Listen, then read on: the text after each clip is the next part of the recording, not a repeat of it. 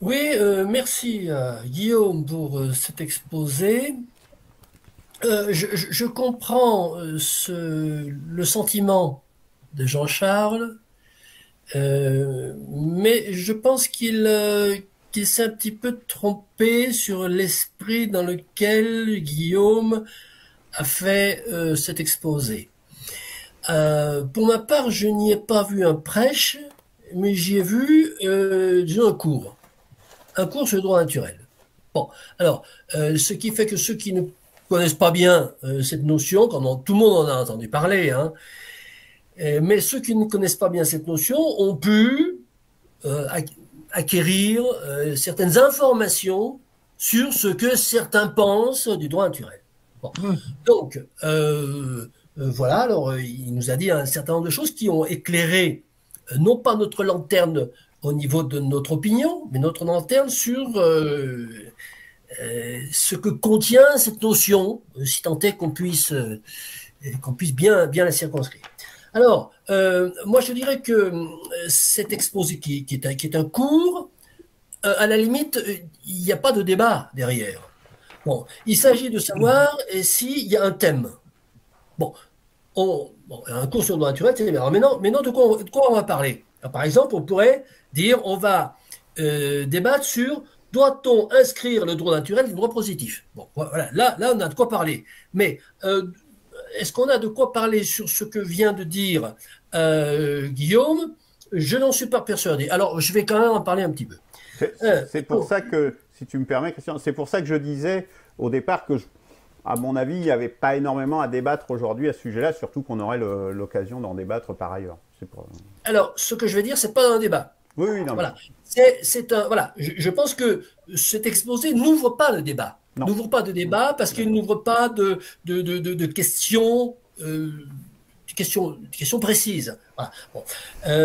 Par contre, il peut appeler à un certain nombre de rectifications ou de commentaires adjacents, etc. Ce que Enfin, je vais faire. excuse-moi, Christian, mais à la fin, Guillaume parle de démocratie, d'intelligence collective, jette un certain nombre de perspectives ou de directions de travail ou de réflexion qui ouvrent débat pour le coup. C'est-à-dire que les trois quarts de son exposé, effectivement, n'est pas débat, mais à la fin, il propose un certain nombre de choses.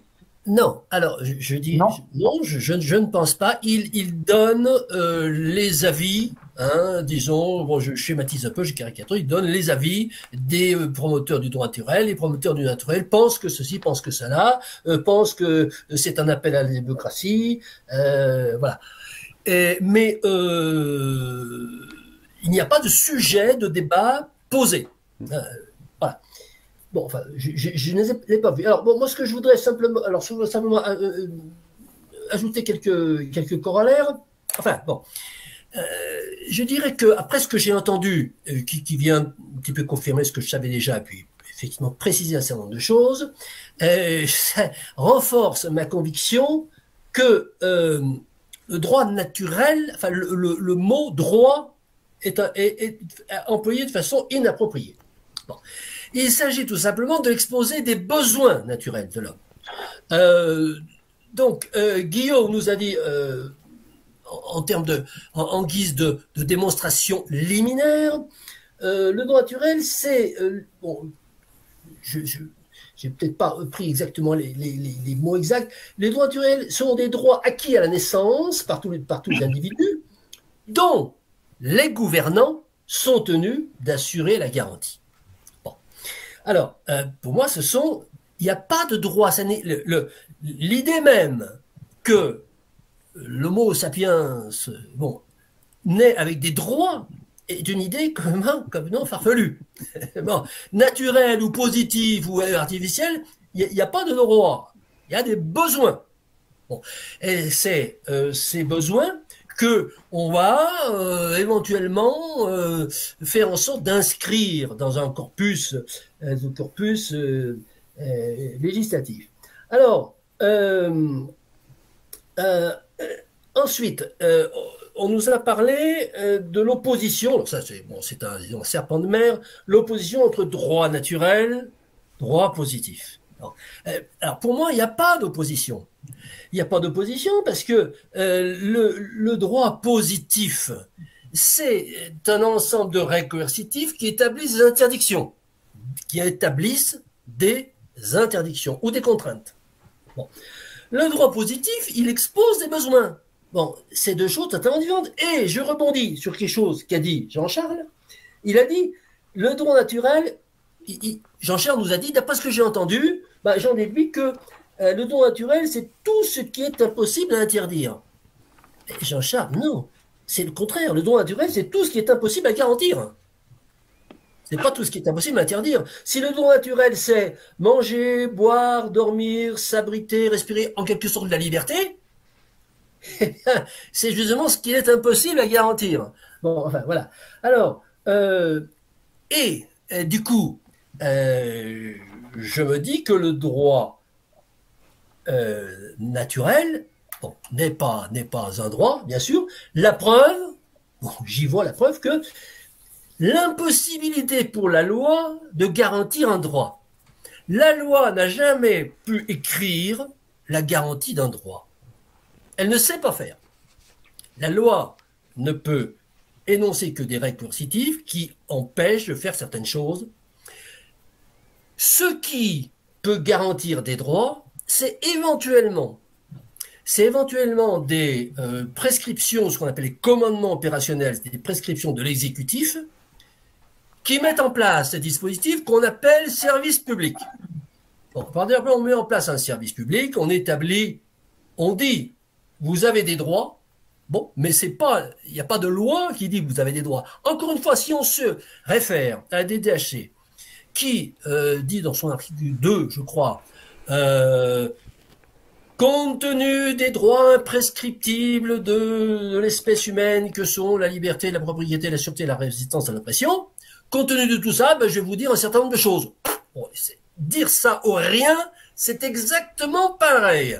Parce que il faudrait nous expliquer, et ça, ni la DDHC le fait, ni la Charte de l'environnement, ni le préambule de 46, ni la Constitution de 58, ni les 140 000 règles coercitives qui sont inscrites dans les 74 codes juridiques, rien ne nous dit comment est-ce qu'on va garantir la bonne jouissance de besoins naturels de l'homme.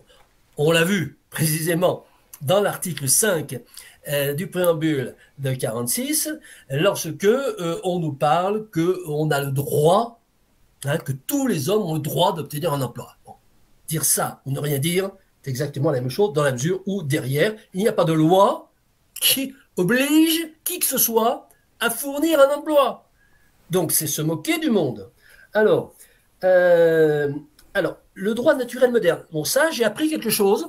C'est intéressant, c'est qu'on a ce droit naturel qui émane alors des Grecs, Aristote, tout ça, et puis là-dessus il y a Locke, Hobbes et puis Grotius qui modernisent le droit, et de cette espèce de droit divin qui, encore une fois, pour moi, c'est un besoin exprimé. Bon, l'homme a le droit de respirer. Bon, il est sur la terre, il a le droit d'y respirer. Oui, il a le droit. Bon, mais bon, il ne peut pas l'exercer. Voilà. Bon. Et donc ça, c'est intéressant. Et que le droit naturel moderne se réfère à la nature de l'homme, qu'il est rationnel, qu'il est universel, et qui introduit surtout cette affaire de légitimité.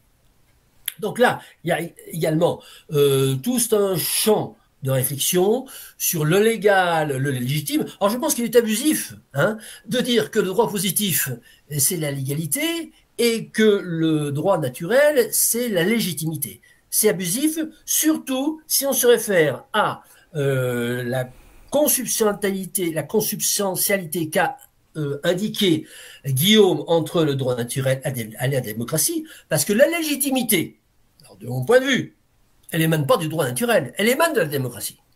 La légitimité, le légal, c'est effectivement ce qui est écrit, et lorsque Guillaume nous dit le légal n'est pas forcément légitime parce que ça peut être écrit par un dictateur qui va écrire des choses injustes, mais légitimité et justice, ça n'a rien à voir, je suis désolé.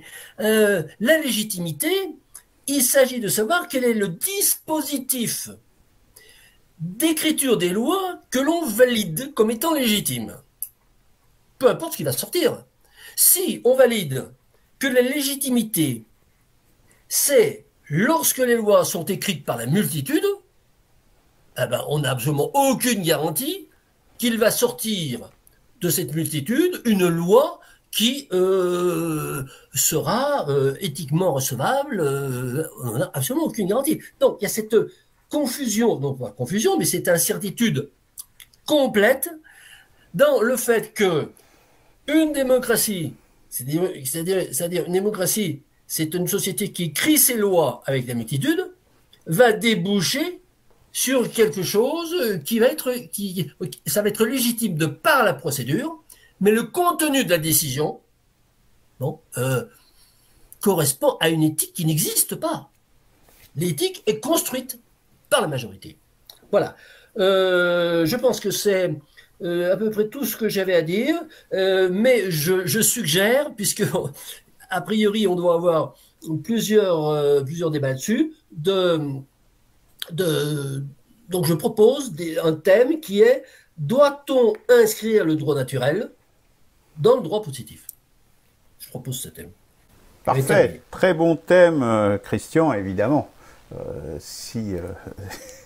Et jusqu'à quel degré, etc. Effectivement, c'est un débat droit naturel, enfin, je dirais, projeté, je dirais, dans le droit positif, si je comme débat, c'est ça, hein? Ouais. Projeté, non, doit-on inscrire, doit-on inscrire le droit naturel dans le droit positif, ou ne doit-on pas en parler? Pas le débat. Moi, j'appelle ça projeter, ouais, parce que, oui, enfin, on peut dire écrire. Non, l'inscrire, c'est-à-dire, on a parlé, un mot que j'ai bien aimé, c'est le soubassement. Hein. Donc, un corpus législatif, disons, d'essence droit positif, peut avoir un soubassement droit naturel. Yes or no? Ok.